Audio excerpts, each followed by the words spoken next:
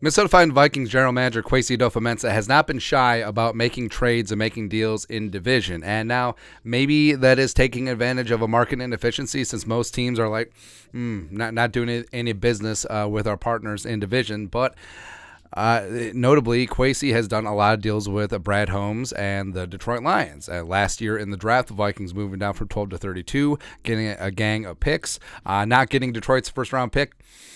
But by the chart, it made sense, as well as the Lions came up for Jameson Williams. The Vikings then turned around and shipped the 34 overall pick to Green Bay for a pair of second-rounders, so whatever. Also, notably at the trade deadline, picking up franchise tight end TJ Hawkinson, who the Lions weren't going to extend long-term, and the Vikings pick up a top 3 tight end in the game, and he ain't number 2, and for that we thank you.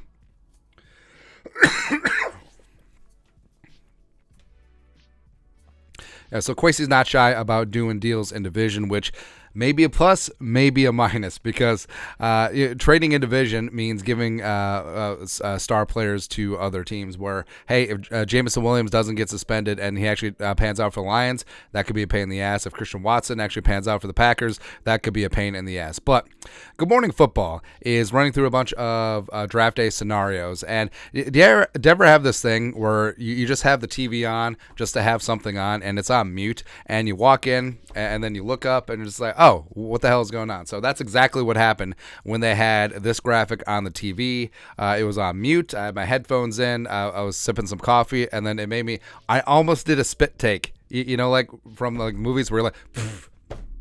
I thought that this was legit for a second, but no. They're walking through various mock trades and scenarios, and in this one, the Vikings would get the number 6 overall pick for 23 overall, 87 overall, their first and third rounders this year, as well as a 2024 first round pick. So the Vikings would be out of draft picks until the 4th round, but they would move up to 6 ostensibly to go get their guy at quarterback. And running it through various trade charts, so the Jimmy Johnson, Rich Hill, and Fitz Spielberger chart. So the Vikings in the Jimmy Johnson chart would be relatively close, but Jimmy J chart doesn't value future first rounders as much. But getting up to 6 would be relatively close. On the Rich Hill chart, the Vikings get spanked, and then on the Fitz Spielberger chart, the Vikings definitely get spanked. But the FS chart greatly heavily values future first round picks. So, I mean, for me,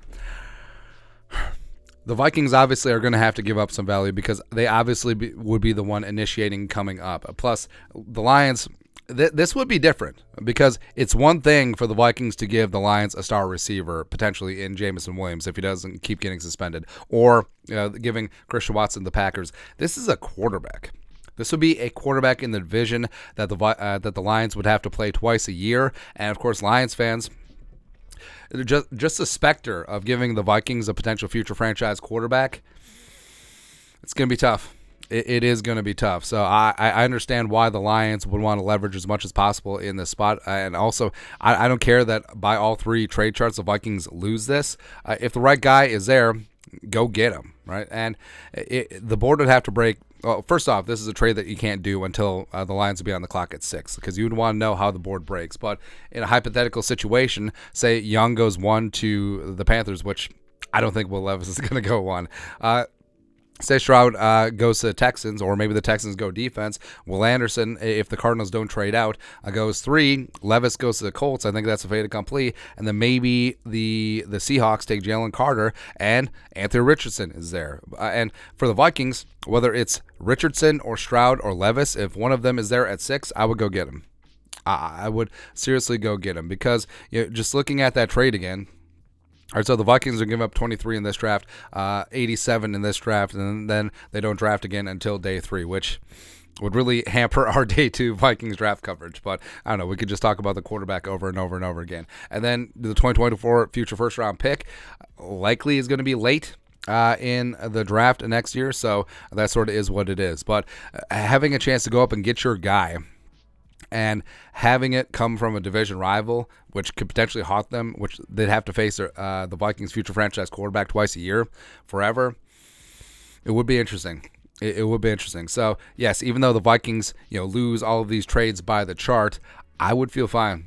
I would feel fine going up and getting your guy if the board breaks correctly. And if it's not the If it's not the Lions at 6, checking out the Raiders at 7, the Falcons at 8, whatever, just doing whatever you can do to secure your future franchise quarterback, I'm all for it, man. I'm all for it. But your thoughts are thoughts. Breaking down Good Morning Football's hypothetical Vikings and Lions draft day trade. Let us know your thoughts and our thoughts in the comment section below. Subscribe for daily Vikings takes. Want to support the work? Put a little something in the Venmo. But till next time, Skol, production value.